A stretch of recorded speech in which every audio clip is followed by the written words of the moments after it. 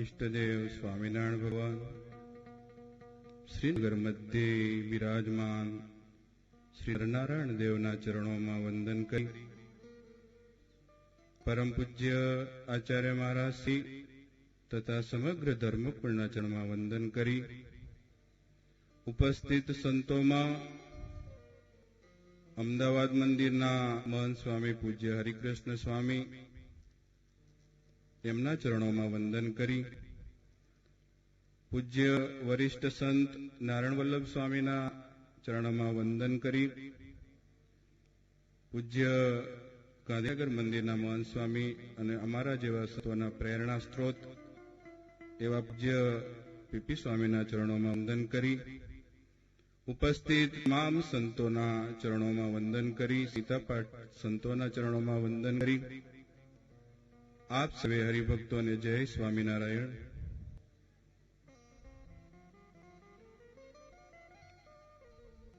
आ तमारू वडू गाम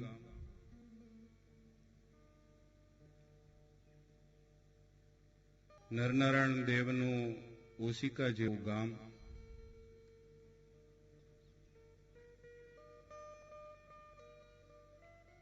जे हमेशा श्वास ले तो पण ए श्वासे श्वास में नरनारायण देव वसे छे एवं आ तमारू वडू गाम जेमना उपर संतोनो आचार्य महाराजश्रीनो समग्र धर्मकुलनो नरनारायण देवनो बहु राजीपो रहे छे एम कहिए तो चाले कि नरनारायण देवनु कृपापात्र गाम होय तो वडू गाम छे।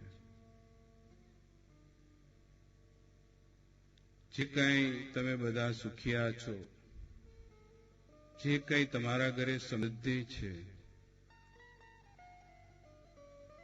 तमेनो स्वीकार करी सको छो कि आपणी पासे जे कई छे ए बधुं ज नरनारायण देवनी कृपाथी छे। ए निर्द्वंद्व छे। नरनारायण देव मळ्या धर्मकुळ मळ्युं आवा संतो मळ्या एनी कृपाथी आपणे सर्वे धनवान थई गया संपत्तिवान थई गया। तमारा गाममां सुंदर बहनों मंदिर बन्युं एनी मूर्ति प्राण प्रतिष्ठा प्रसंगे आ सुंदर आयोजन जे संते कर्युं छे दंडाव्य देशना बहु निष्णात संत छे।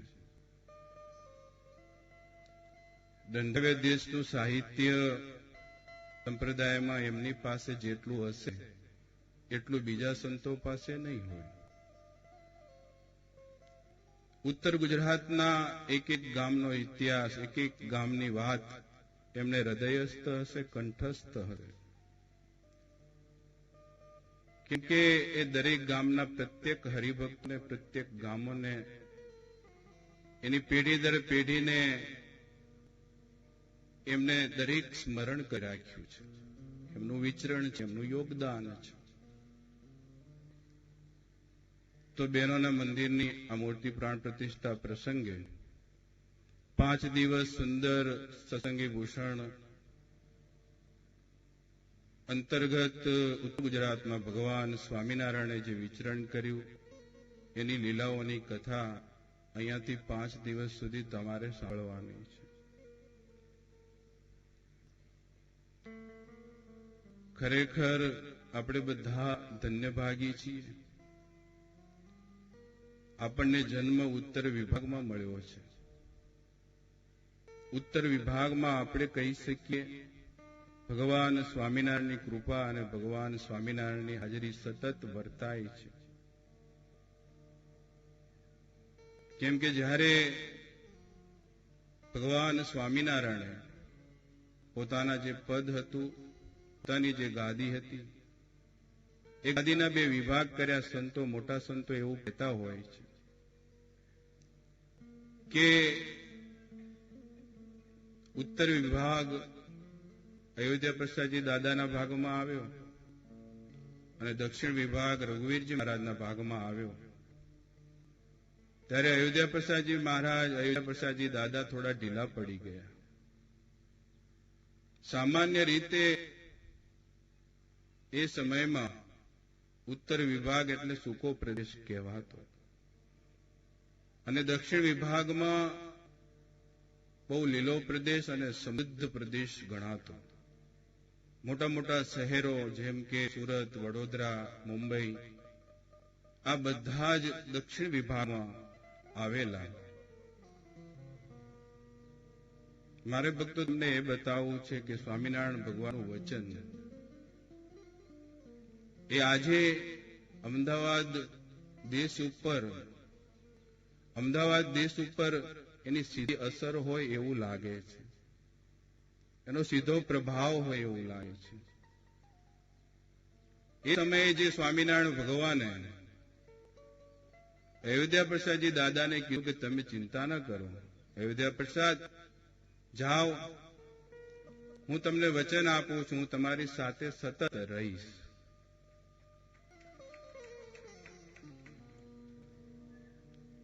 હું તમારી સાથે સતત રહીશ, તમને ચેટા નહીં રાખું. બસ આમાં બધું આવી ગયું. ભલે ને સૂકો પ્રદેશ હોય, ભલે ને વિસ્તારની દ્રષ્ટિએ તીર્થ સ્થાનો બહુ ઓછા હોય, પણ સ્વામિનારાયણ ભગવાનનું આ વચન આજે ભક્તો 200 વર્ષ જેવું થવા આવ્યું. આજે એ વચન સિદ્ધ છે, સાકાર છે, દેખાય છે.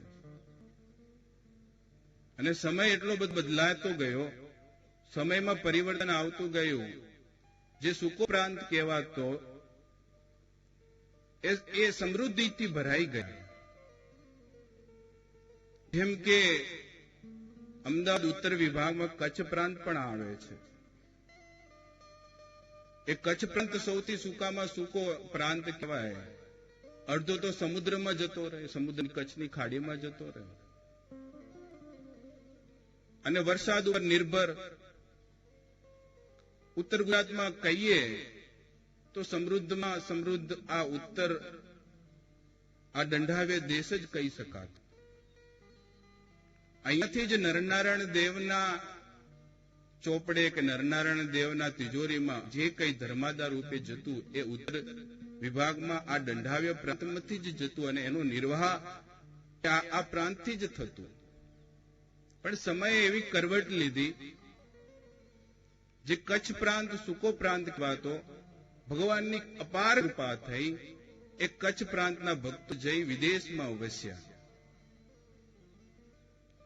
વિદેશમાં રહી અને એટલી મહેનત પરિશ્રમ કરીને ખૂબ પૈસા કમાયા, ખૂબ સંપત્તિ કમાયા. ભગવાનની કૃપા. આજે જોઈએ ભલે કચ્છ સૂકો પ્રદેશ કહેવાય, પણ અત્યારના સમયમાં કચ્છ પ્રાંતની સમૃદ્ધિ પૂજ્ય મહંત સ્વામી અહીંયા બેઠા છે, એમને ઘણા ભક્તો કચ્છના ભક્તો ઓળખે છે. એમને ઘણા કચ્છના ભક્તોની પાસેથી ઘણી બધી સેવાઓ પણ મહંત સ્વામીએ લીધી છે. જેના ત્યાં કંઈ નહોતું, જેના ત્યાં સૂકો રોટલો ખાવા નહોતો, એવા ભક્તો જયારે વિદેશમાં જઈ અને વસ્યા અને ત્યાં મહેનત પરિશ્રમ કરીને એટલો બધો ધન કમાયા, એટલી બધી સંપત્તિ કમાયા. આજે સ્વામિનારાયણ સંપ્રદાયમાં સૌથી મોટું કોઈ દાન ક્યાંથી આવતું હોય તો કચ્છ પ્રાંતમાંથી આવે છે. અને એમાંય ઉત્તર વિભાગમાં વિશેષ કરીને કચ્છ પ્રાંતમાંથી બહુ મોટું દાન આવે છે. રહ્યો આપણા ઉત્તર ગુજરાતની ઉપર એ ભગવાનની જે કૃપાની અસર, તો આપણા ગામોના ઉત્તર ગુજરાતના વિશેષ કરી વરુડ, ડાંગરવા, કરજીસણના ભક્તો ભગવાનની મહેર થઈ, ભગવાનની કૃપા થઈ અને આ લોકોએ જઈને વિદેશમાં વસ્યા. અને વિદેશમાં જઈ અને વસ્યા અને પછી જે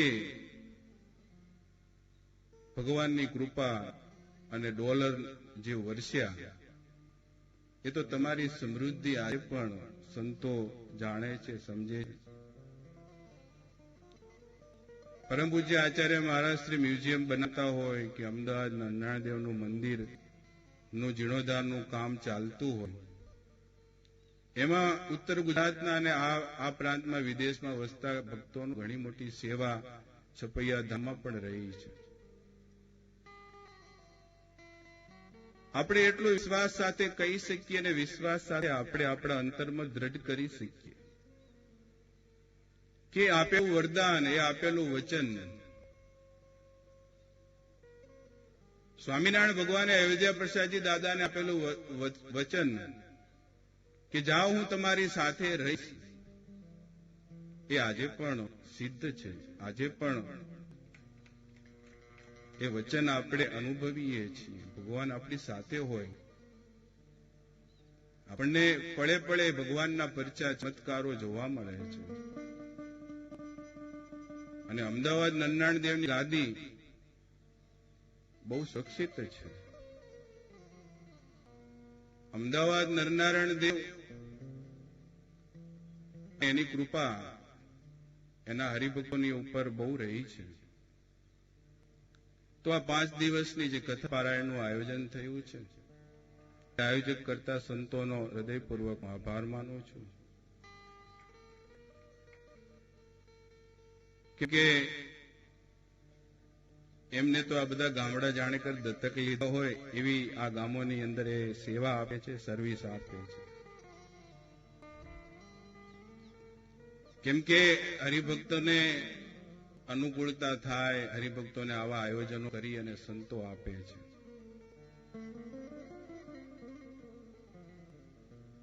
દંડાવ્ય પ્રાંતમાં ભગવાને ખૂબ વિચરણ કર્યું છે, આપણે બધાને ખબર છે. અને સત્સંગી ભૂષણ શાસ્ત્રમાં વાસુદેવાનંદ બ્રહ્મચારીએ બહુ મધુર મધુર લીલાઓ બ્રહ્મચારી મહારાજે આમાં લખી છે. જ્યારે જ્યારે ભગવાન, આપણા ભગવાન વિચરણ માટે બહુ જાણીતા હતા. ભગવાન ક્યાંય સ્થિર થઈને નથી રહ્યા, એ આપણને બધાને ખબર છે. આપણા ભગવાન હરતા ફરતા ભગવાન છે. એટલે તો આવડો મોટો સત્સંગનો વ્યાપ છે. બહુ ટૂંકા સમયની અંદર આટલો બધો સત્સંગનો વિસ્તાર, વ્યાપ કોઈ કરી નથી શક્યું. જ્યારે ભગવાન 11 વર્ષે ત્યાગ કર્યો અને 11 વર્ષ પછી 7 વર્ષ ભગવાન વન વિચરણ કર્યું છે, ફરતા રહ્યા છે. પછી ફરતા ફરતા લોજપુર આવ્યા. લોજપુરની અંદર રહી રામાનંદ સ્વામી પાસે દીક્ષા શિક્ષા લઈ અને પછી પણ ભગવાને સતત વિચરણ ચાલુ રાખ્યું છે. એમાં આપણે જોઈ શકીએ છીએ કે ભગવાને વિચરણ શરૂ કરતા કરતા વારંવાર ઉત્તર ગુજરાતની અંદર પધારતા. સત્સંગી ભૂષણના આધારે એમ કહી શકીએ કે 4 થી 5 વખત આમ કે એક સર્કલની અંદર ચાલતું વિચરણ. ખાલી ઉત્તર ગુજરાત નહીં, વડતાલ પ્રાંતની અંદર ગઢપુરમાં રહે, ત્યાંથી પાછા કચ્છ પ્રાંતમાં જાય, ત્યાંથી પાછા ઝાલાવાડ પ્રાંતમાં જાય, ઝાલાવાડ પ્રાંતથી અમદાવાદ આવે, અમદાવાદ પ્રાંતથી પાછા ઉત્તર ગુજરાતમાં જાય, અને ઉત્તર ગુજરાતથી પાછા ભગવાન અમદાવાદથી થઈ, જેતલપુર થઈ, વડતાલ થઈ, કાઠિયાવાડ થઈ, જૂનાગઢ થઈ, એ બાજુથી પાછા ભગવાન કચ્છ પ્રાંત થઈ અને પાછા ઉત્તર ગુજરાતમાં આવે. એવી રીતે ભગવાન સત્સંગી ભૂષણના આધારે 4 વખત ઉત્તર ગુજરાતમાં આવેલા છે.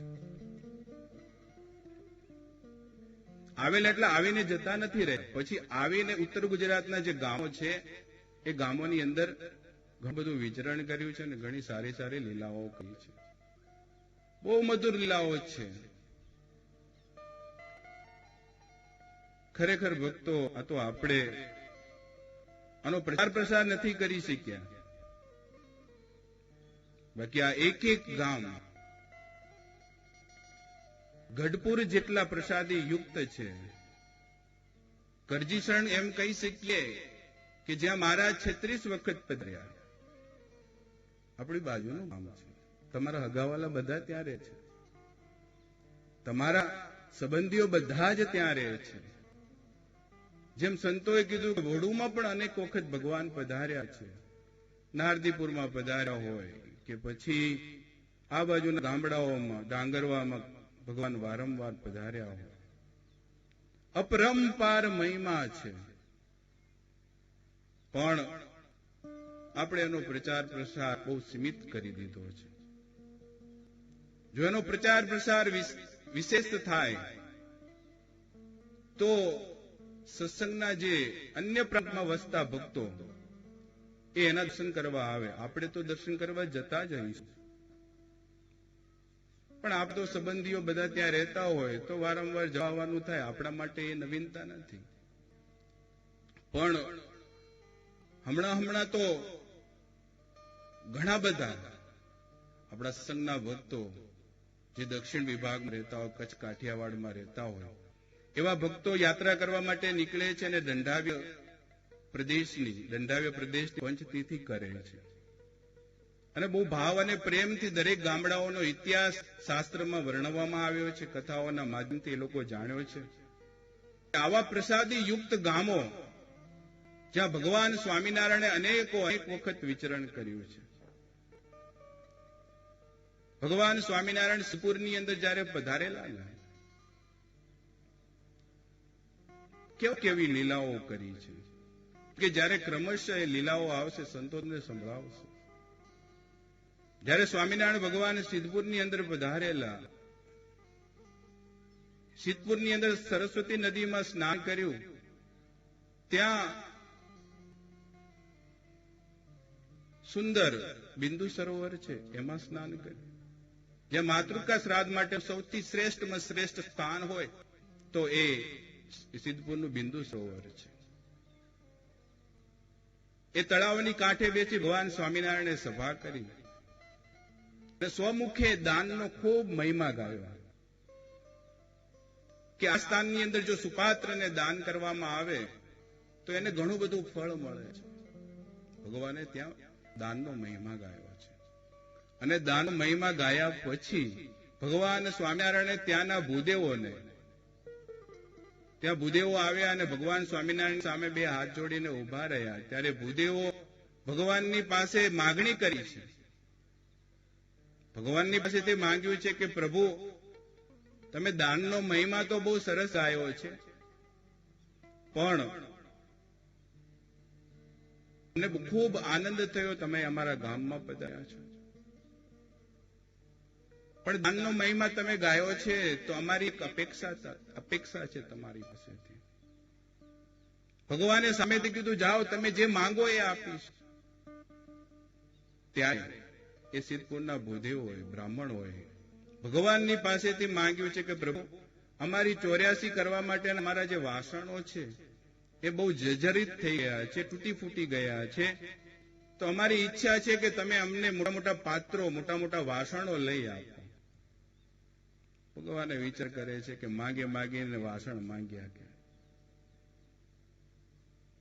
એટલે સ્થાનમાં દાનનો ઘણો મોટો મહિમા છે. એટલે સ્વામિનારાયણ ભગવાને વિચાર કર્યા વગર બ્રાહ્મણોની ઈચ્છા પૂર્તિ કરી અને એમને જોઈતા હતા એવા મોટા મોટા 84 કરવા માટે, બ્રાહ્મણોની 84 કરવા માટે મોટા મોટા વાસણ ભગવાન સ્વામિનારાયણ સિદ્ધપુરની અંદર આપ્યા. સિદ્ધપુર પણ ઉત્તર ગુજરાતમાં આવેલું છે. ઘણા બધા એવા પવિત્ર સ્થાન જેને આપણે સૌ જાણીએ છીએ. આપણે એ સ્થાનના વિશે વારંવાર ગયા છીએ. આપણા સગા સંબંધીઓ ત્યાં રહે છે. એ સ્થાનથી આપણે બધા પરિચિત છીએ. તો એ બધી કથાઓ સત્સંગી ભૂષણની અંદર એટલો સમૃદ્ધ ગ્રંથ છે ભક્તો. અને આ ગ્રંથની અંદર સારા વક્તાઓ, જેમ કે આપણા સંપ્રદાયના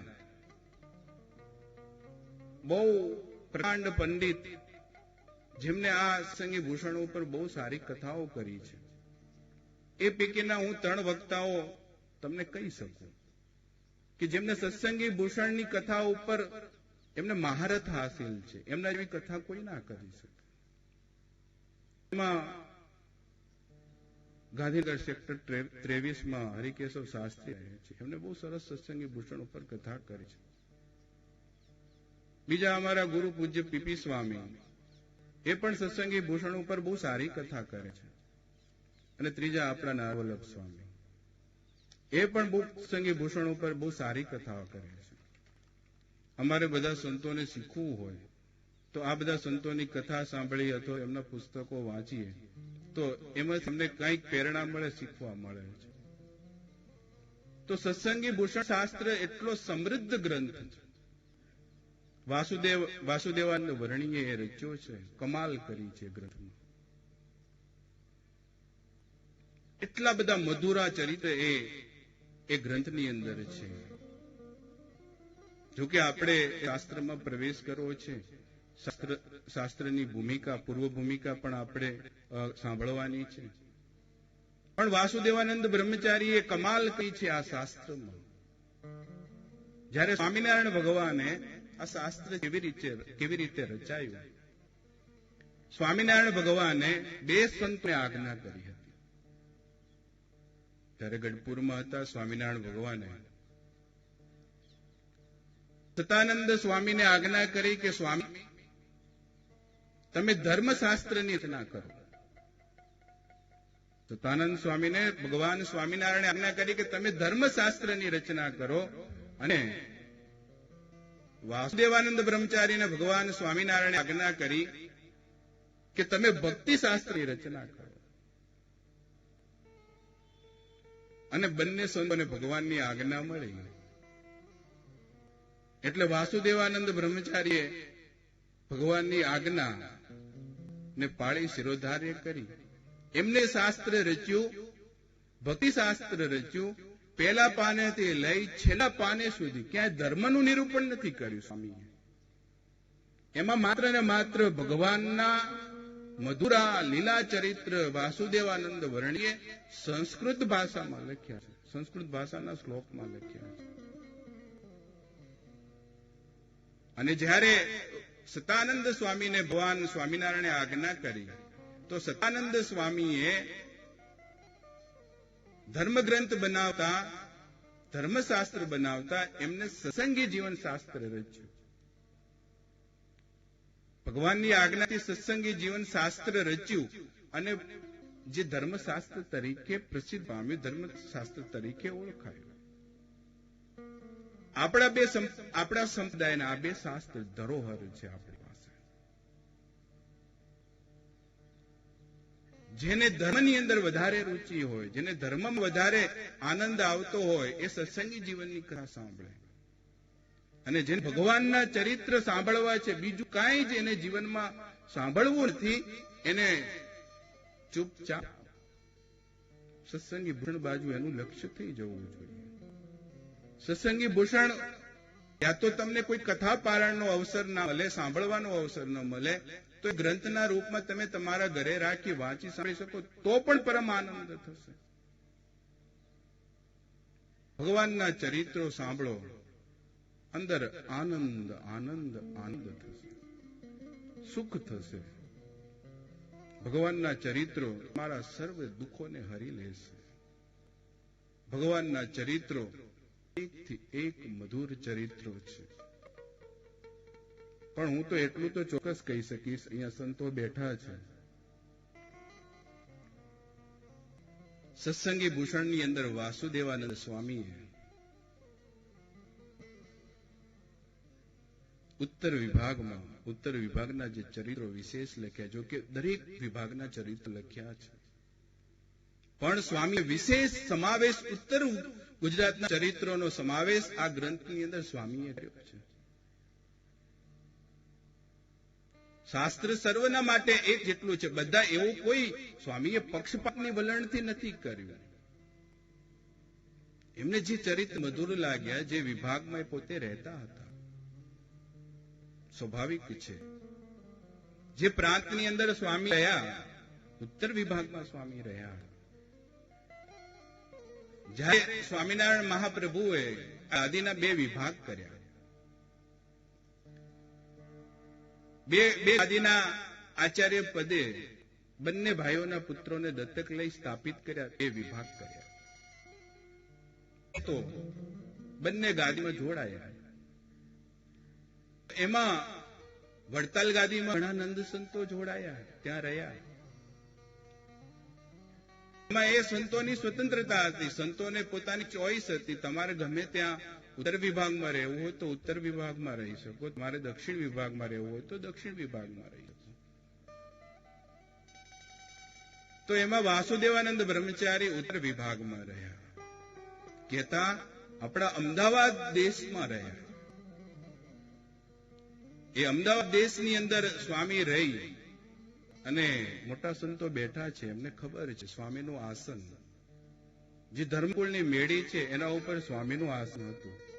સ્વામી ત્યાં કાયમ નિવાસ કરીને ત્યાં રહેતા. તો વાસુદેવાનંદ વર્ણીએ ભગવાનની આજ્ઞાથી આ ભક્તિ શાસ્ત્ર રચ્યું છે, જે આપણા માટે છે. વારંવાર સાંભળીએ, વારંવાર એને ચરિત્રોને મદથી પણ મીઠા ચરિત્રો છે.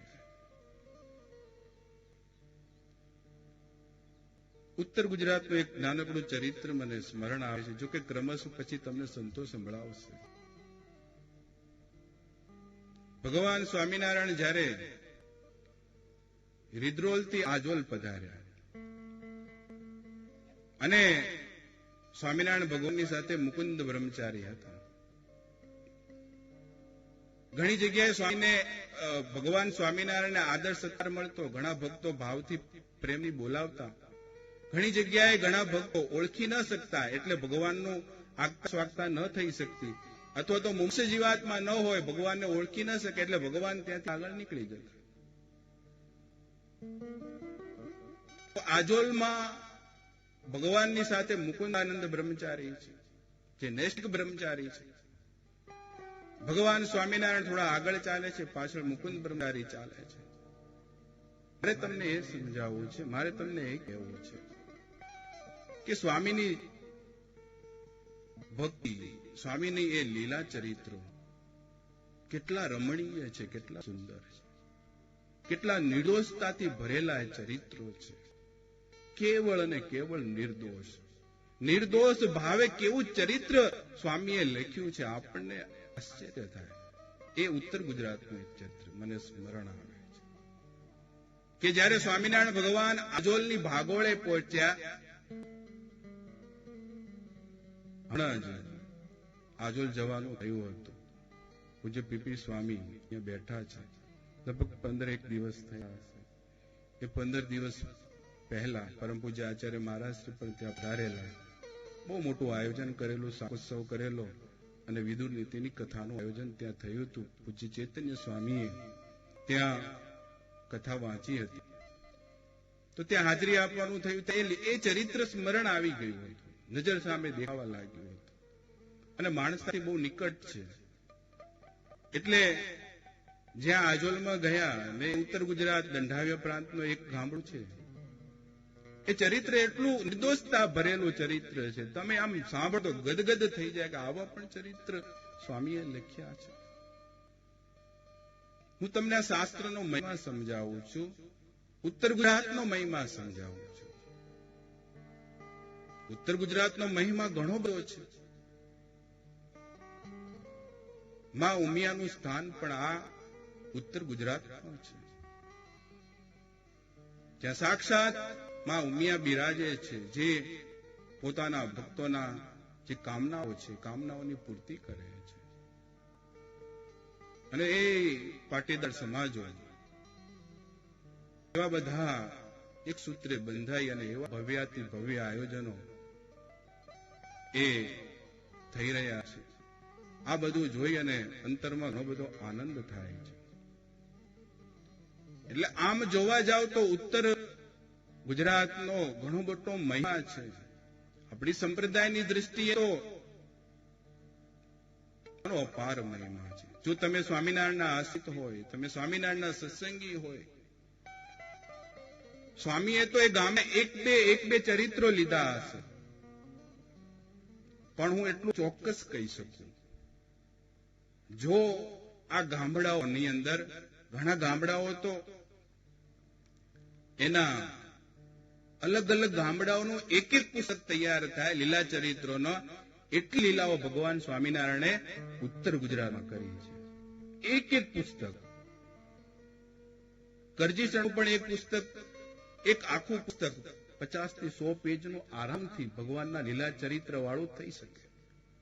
વડુનું પણ થઈ શકે, ડંગરવાનું થઈ શકે, લાંગણેજનું પણ થઈ શકે, અને ઘણા ગામોના પુસ્તકો માણસાનું પણ થઈ શકે. એ આજુબાજુના ગામડાઓ, અમુક નાના નાના ગામડાઓના ભેગા મળીને એક પુસ્તક તૈયાર. એટલી બધી લીલાઓ ભગવાન સ્વામિનારાયણે આ ઉત્તર ગુજરાતમાં કરી છે. અને આપણે બધા જ ભાગ્યશાળી છીએ કે આ ઉત્તર વિભાગમાં આપણને સર્વને જન્મ મળ્યો છે. આપણને અહીંયા રહેવાનું મળ્યું છે, જ્યાં ભગવાન સ્વામિનારાયણે અપાર ઘણી બધી લીલા કરી છે. જયારે રાજોલમાં ભગવાન પધાર્યા ત્યારે ગામની ભાગોળે એક કૂવો હતો, અને કૂવે બેનો પાણી ભરતા હતા. એક બેન સ્વામિનારાયણને ઓળખી ગયા. એના પિયર પક્ષમાં સ્વામીને ભગવાનને એને જોયેલા, અને એ બેને પિયર પક્ષમાં બહુ આમ એટલા બધા ભગવાનની ઓળખાણ થયેલી નહીં, પણ એને ભગવાનના દર્શન કરેલા અને થોડુંક સાંભળેલું કે સ્વામિનારાયણ ભગવાન બહુ દયાળુ છે, અને સ્વામિનારાયણ ભગવાન જો રાજી થાય ને અને આશીર્વાદ આપે તો સુખિયા થઈ જવાય. આવું એમને માનસિકતા હતી. એટલે સ્વામિનારાયણ ભગવાન ત્યાંથી જઈ રહ્યા હતા, અને આ બેનની દ્રષ્ટિ પડી ગઈ, જેને સ્વામિનારાયણ ભગવાનની આ વાત સાંભળી હતી. સ્વામિનારાયણ ભગવાનને એને પિયર પક્ષમાં જોયા હતા, એટલે એ બેન ઓળખી ગયા કે આ સ્વામિનારાયણ અહીંયાથી નીકળ્યા છે. અને એ બેન બીજી એની સાથે જે બહેનો પાણી ભરવા આવ્યા હતા એ ઓળખી ગયા, એટલે બીજા બહેનોને કીધું, એ બહેનો જોવો ખરા, સ્વામિનારાયણ આવ્યા છે, આ સ્વામિનારાયણ અહીંયાથી નીકળી રહ્યા છે, અને મેં પિયર પક્ષમાં એમને જોયા છે, મને ખાતરી છે આ સ્વામિનારાયણ છે. અને તમારે બધાને સુખિયા થવું હોય, તમારે બધાને પૈસાવાળા થવું હોય, ગાડી બંગલાવાળા થવું હોય, અને તમારું કલ્યાણ કરવું હોય તો સ્વામિનારાયણના પગે લાગો, સ્વામિનારાયણને જઈ અને નમસ્કાર કરો, વંદન કરો, તો તમે બધા સુખી થશો. આવી બહેનો બધા પાણી ભરવા આવેલા. સુખની વાત આવે, પૈસાની વાત આવે એટલે પાણીના બેડા મૂકે એક બાજુ, એ પાણી પછી ભરીશું કે. અને એ બધી જ બહેનો 10-15 બહેનો હશે પાણી ભરવા કોઈ આવી હશે. અત્યારે ભલે ઘરે ઘરે આવી ગયા, પણ એ સમયમાં ગામડે ગામડે કૂવા હતા, અને કૂવેથી પાણી સિંચી અને એ બહેનો પોતાના ઘરે એ ઉપયોગ માટે જળ લઈ જતા હતા. એ બધા બેડાઓ નીચે મૂકી અને દોડ્યા સુખની પ્રાપ્તિ માટે. ભગવાન આજે અહીંયા આવ્યા છે, અને ભગવાનનું આવું સુંદર આગમન થયું છે, આપણા ગામમાં આવ્યા છે, તો આપણે કેમ લાભ ન લઈએ? કેમ આપણે એના દર્શન કરીને એમના આશીર્વાદ લઈને આપણે સુખી ન થઈએ? જયારે બધા જ બહેનો એક સાથે દોડ્યા અને ભગવાનની આગળ આવીને ઉભા રહ્યા, ત્યારે ભગવાને હાથ આમ ઊંચો કર્યો, ઉભા રહો, ઉભા રહો, ઉભા રહો, ઉભા રહો. કેમ તમે બધા દોડીને અહીંયા આવ્યા? હું તમને એટલી વાત કરું છું, આ શાસ્ત્રનો મહિમા સમજાવું છું. આવા આવા ચરિત્ર વાસુદેવાનંદ બ્રહ્મચારીએ લખ્યા છે, જેમાં કેવળ અને કેવળ નિર્દોષતા છે. કેવું ભગવાન કરે, ઉભા રહો, ઉભા રહો.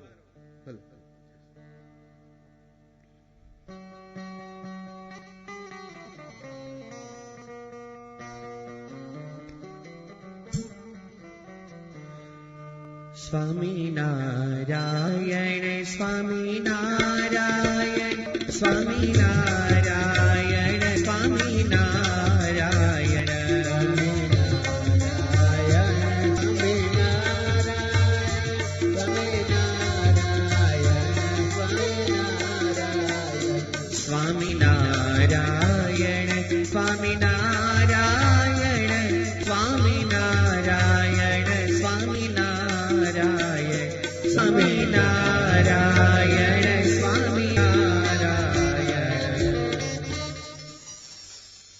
બેનો સ્વામિનારાયણ ભગવાનની સામે આવી ગયા,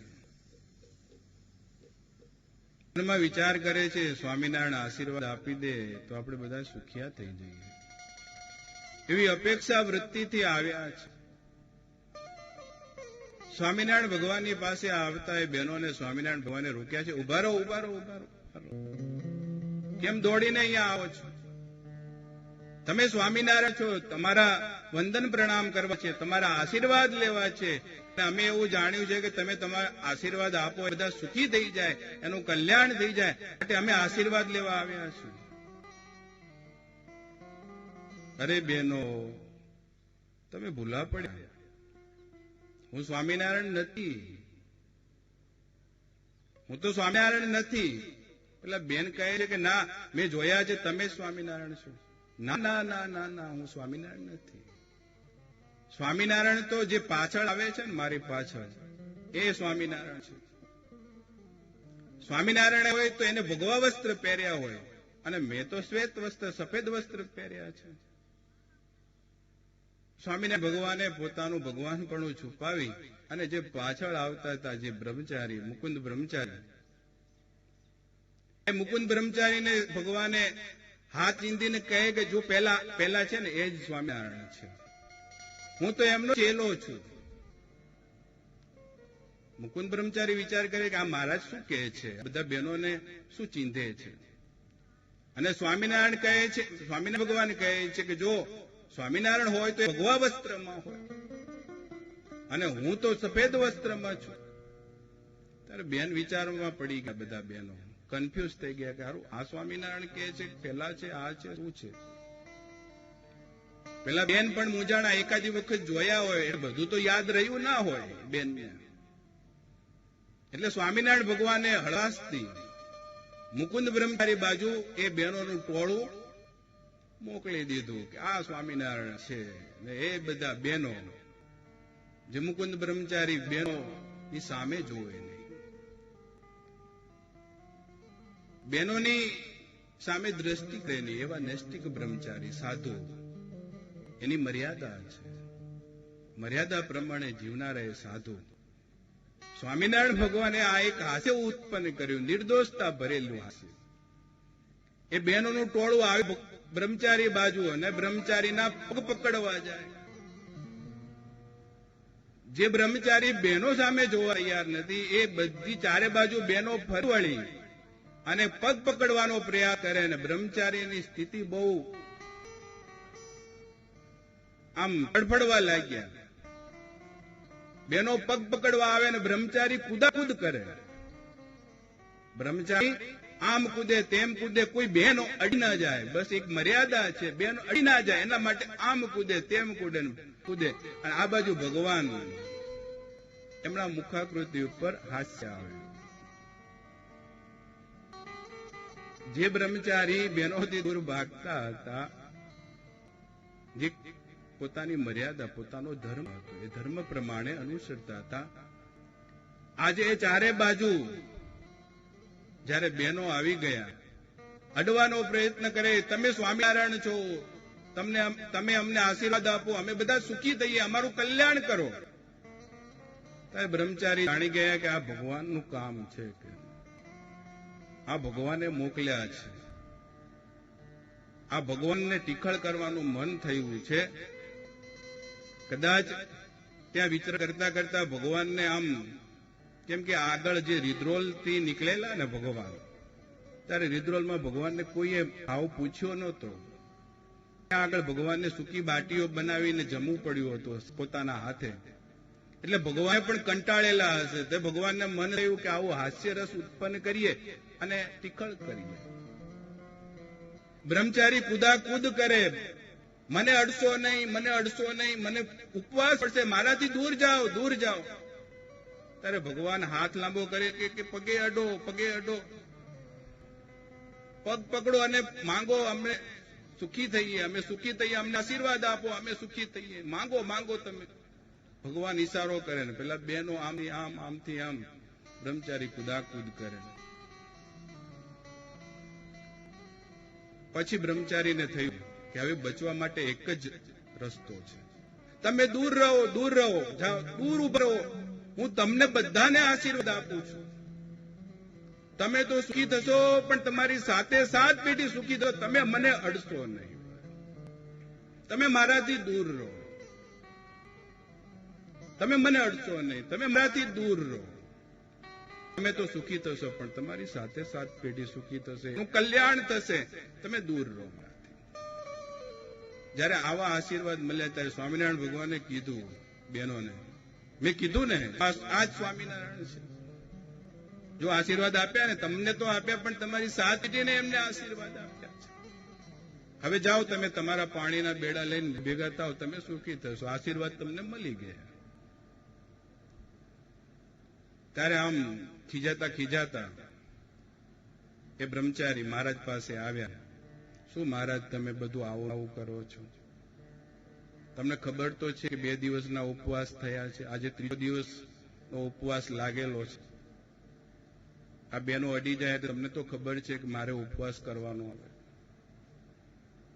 ત્યારે સ્વામિનારાયણ ભગવાન બહુ નિર્દોષતાથી કહે છે, કઈ ઉપવાસ કરવો નથી. તમે ને હું 2 જણા જાણીએ, ઉપવાસ કરવાની જરૂર નથી. કોઈ બીજાને, આપણે કોઈને બીજાને ખબર નથી ને આપણે કોઈને કેવું નથી, એટલે તમને ઉપવાસ નહીં લાગે, વાંધો નહીં, કે આપણે 2 સમજી લઈશું. તમારે મને રાજી કરવા માટે ઉપવાસ કરવો છે ને, તમે ચિંતા ન કરશો. જોકે બ્રહ્મચારી પોતાના નિયમમાં અડગતા એમને પાકો ઉપવાસ કરી નાખ્યો બીજા દિવસે. તો આવી લીલાઓ તમારા આસપાસના ગામોની લીલાઓ છે, એનો અપાર મહિમા છે. તમારી બાજુમાં કરજીસણ છે. ક્રમશઃ ઘણી બધી લીલાઓ, જો કે ખાલી દંડાવ્ય પ્રાંતની તમે ચરિત્રોનું વર્ણન કરો તો પણ ખૂટે નહીં. પૂજ્ય નારાયણ સ્વામીનું ગામ, પૂર્વાશ્રમનું ગામ કરજીસણ. જયારે ગોવિંદજીભાઈને ત્યાં ભગવાન સ્વામિનારાયણ પધાર્યા, ઉત્તર ગુજરાત પ્રાંતનો હું મહિમા કહું છું, એના ગામડાઓનો તો અપાર ચરિત્રો છે. ગોવિંદજીભાઈના ઘરે પધાર્યા, સ્વામિનારાયણ ભગવાન વારંવાર કરજીસણ પધારતા. આજુબાજુના ગામડાઓમાં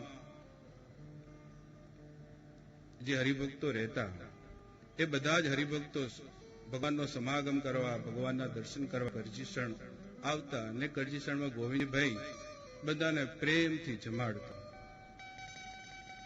ઘણા બધા સત્સંગીઓ આવે, ઘણું બધું જમાડવું પડે, અને આ તો કાયમનું થયું.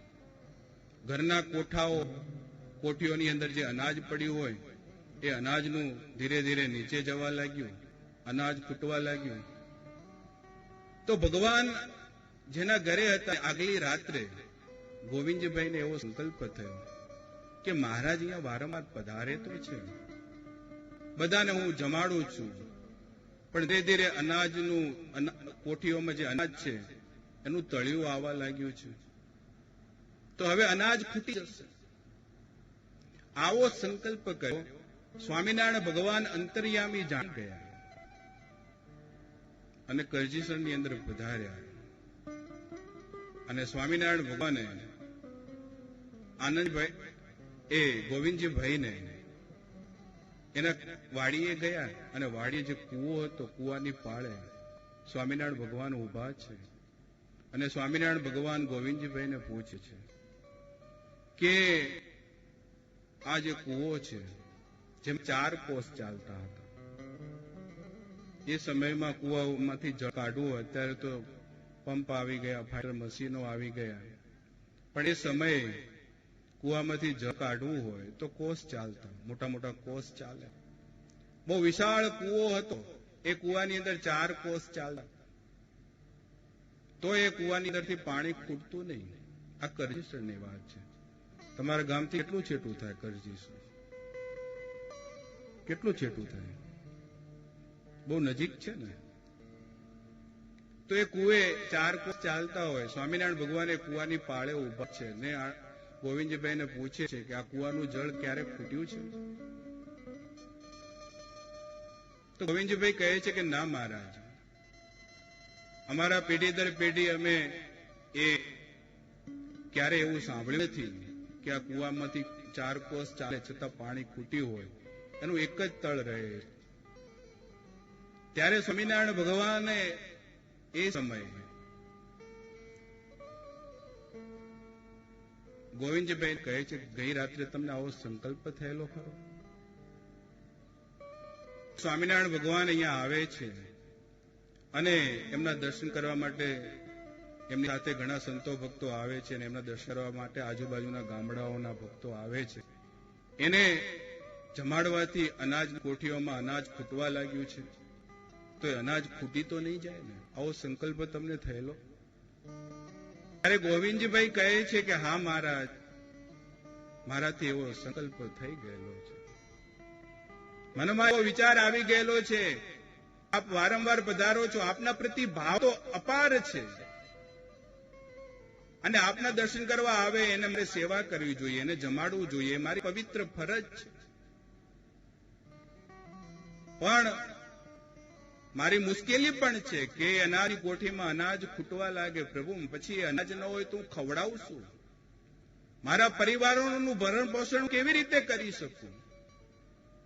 મને ચિંતા હતી કે કોઠીઓનું અનાજ ખૂટી જશે. તો ત્યારે સ્વામિનારાયણ ભગવાન એ કુવાની પાળે ઉભા રહી. 4 કોસ ચાલવા છતાં જે કુવાની અંદર જળ ન ખૂટે, જળ ન ખૂટે. અને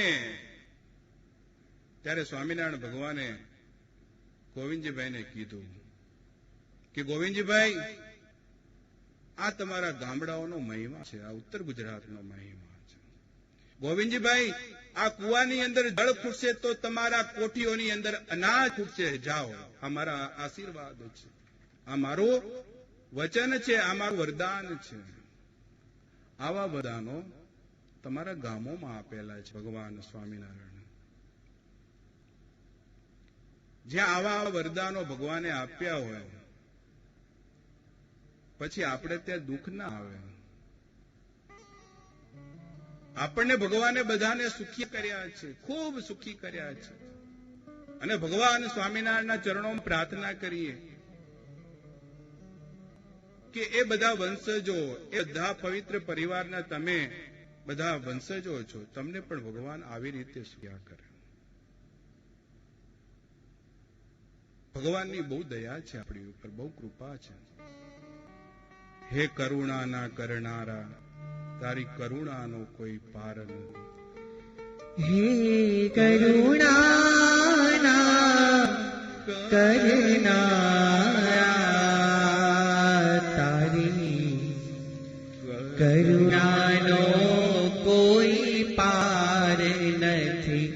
હે કરુણાના કરનારા, તારી કરુણાનો કોઈ પાર નથી. મારા સંકટના હરનારા, તારી કરુણાનો કોઈ પાર નથી. હે કરુણાના કરનારા, તારી કરુણાનો કોઈ પાર નથી.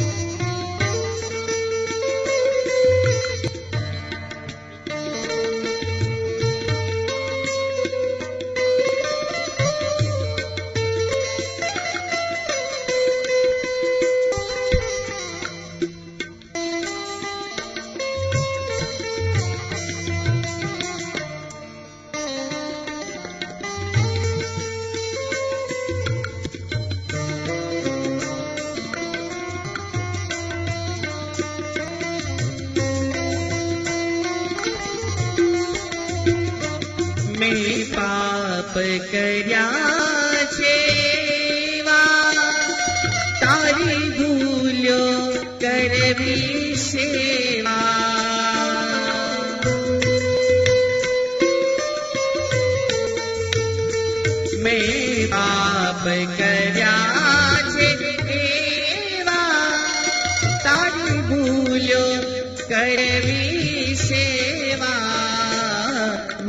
ભૂલોના ભૂલનારા, મારી ભૂલોના ભૂલનારા, તારી કરુણાનો કોઈ પાર નથી, હે કરુણાના કરનારા, તારી કરુણાનો કોઈ પાર નથી.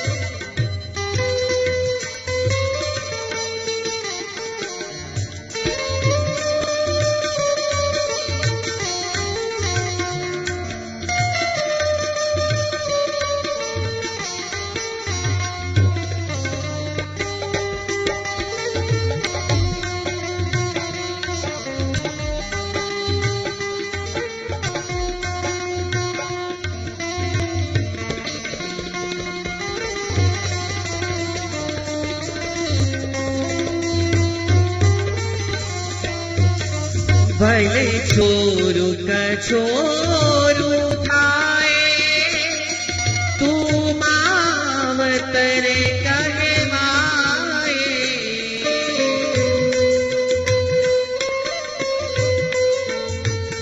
ભલે છોરું કછોરું થાય, તું માવતર કહેવાય. મેરી દેનારા, મીઠી છાયાના દેનારા, તારી કરુણાનો કોઈ પાર નથી, હે કરુણાના કરનારા, મારા સંકટના હરનારા, તારી કરુણાનો કોઈ પાર નથી, તારી કરુણાનો કોઈ પાર નથી, તારી કરુણાનો કોઈ પાર નથી રે, તારી કરુણાનો કોઈ પાર નથી. આવું સુંદર શાસ્ત્ર આપનાર વાસુદેવાનંદ વર્ણી, એમને સત સત નમન છે. ભક્તો સમય મળે આ શાસ્ત્રને વાંચજો. કદાચ વાંચવાનો કંટાળો આવતો હોય તો કોઈ સારા વક્તાના મુખેથી આ કથા કહેવાણી હોય, એ કથા સાંભળવાનો આગ્રહ રાખજો. તમને પરમ સુખ મળશે. તમારા જીવનની અંદર આનંદ આનંદ આનંદ થઈ જશે. એવો આ લીલા ચરિત્ર સમૃદ્ધ ગ્રંથ જેને બનાવ્યો છે એવા વાસુદેવાનંદ વર્યનું જીવન કવન આપણે સાંભળીએ તો આપણને અવશ્ય ગમે. શાસ્ત્ર પૂર્વે શાસ્ત્ર રચયિતાનું જીવન કવન સાંભળવું એ અનિવાર્ય છે. આપણે સર્વને એ સાંભળવું ગમે અને સાંભળવું ઘટે પણ ખરું, અને સાંભળવું જોઈએ પણ. વાસુદેવાનંદ વર્ણી એમ પૂર્વાશ્રમનું નામ જીવરામ શર્મા હતું. એમનો જન્મ સાબરકાંઠામાં મોડાસા પાસે માલપુર ગામે થયો હતો. ત્રિવેદી બ્રાહ્મણ, પોતે બ્રાહ્મણ કુળમાં જન્મ થયો હતો. નાનપણથી જ બહુ જ હોશિયાર હતા ભણવામાં. એટલે વિદ્યા અભ્યાસ માટે જીવરામ શર્મા નાંદોલમાં લક્ષ્મીરામ શાસ્ત્રી પાસે આવ્યા છે. લક્ષ્મીરામ શાસ્ત્રી ભગવાન સ્વામિનારાયણના ઉપાસક હતા. સ્વામિનારાયણ ભગવાનના એ ભક્ત હતા. આ નાના જીવરામ શર્માને સંસ્કૃતનો અભ્યાસ કરવા લાગ્યા. પોતે ત્રિવેદી બ્રાહ્મણ હતા. ભણવામાં બહુ કુશળ હતા. ભણવામાં બહુ જ હોશિયાર હતા. નાના હતા ત્યારે. હોશિયારીની ખબર ત્યારે જ પડે તમારા ઘરે બાળકો હોય એ તમે ભણાવતા હોય, શિક્ષકને ભણાવે અને જો તરત ને તરત યાદ થઈ જાય, તરત ને તરત સ્મરણ થઈ જાય તો સમજવું કે આ આગળ જઈ અને ખૂબ સારું ભણશે અને ખૂબ આગળ વધશે. એને વિદ્યાભ્યાસ બહુ સારો થશે. અને વિદ્યાભ્યાસ એ સત્ય વસ્તુ છે કે યાદશક્તિ હોવી જરૂરી છે. હવે તમે ગમે એટલું ભણો ને ગમે એટલા ટ્યુશન કરો પણ યાદ જ ના રહેતું હોય તો કરો. આ પ્રશ્ન હોય છે માણસો પાસે. પછી એની માઓ બદામ ખવડાવે કે પછી સારું સારું બજારમાં જે બુદ્ધિ વધે એવા ઔષધો લાવીને ખવડાવે. પણ જો એનાથી મેળ પડતો હોય તો બહુ મોટા મોટા શેઠિયાઓના છોકરા તો બહુ બુદ્ધિશાળી હોય ને, એ તો ઘરે સીધી ટ્રક ભરીને બદામ ઉતારે ને એમાં હુડાવે. બહુ બુદ્ધિમાન બની જાય. સ્મરણ શક્તિ ભગવાનની દેન છે. યાદ શક્તિ એ ભગવાનની દેન છે. ભગવાનની કૃપા હોય એને સ્મરણ શક્તિ રહે જ. નહીતર સાંભળ્યું ને બીજા કાને નીકળી ગયું. પણ જીવરામ શર્મા નાનપણથી જ બહુ હોશિયાર હતા. નાંદોલના લક્ષ્મીરામ શાસ્ત્રીને ખબર પડી ગઈ આ તેજસ્વી બાળક છે અને સાથે સાથે મુમુક્ષ જીવાત્મા છે. જો આની કોઈ આનું કાંડું જો યોગ્ય માણસના હાથમાં કે એવા અધિકારી માણસના હાથમાં આપી દેવામાં આવે તો આ બાળક બહુ સિદ્ધ થાય. આ બાળકના જ્ઞાનથી લાખો લોકો લાભાન્વિત થાય. આના શક્તિનો સદુપયોગ થાય.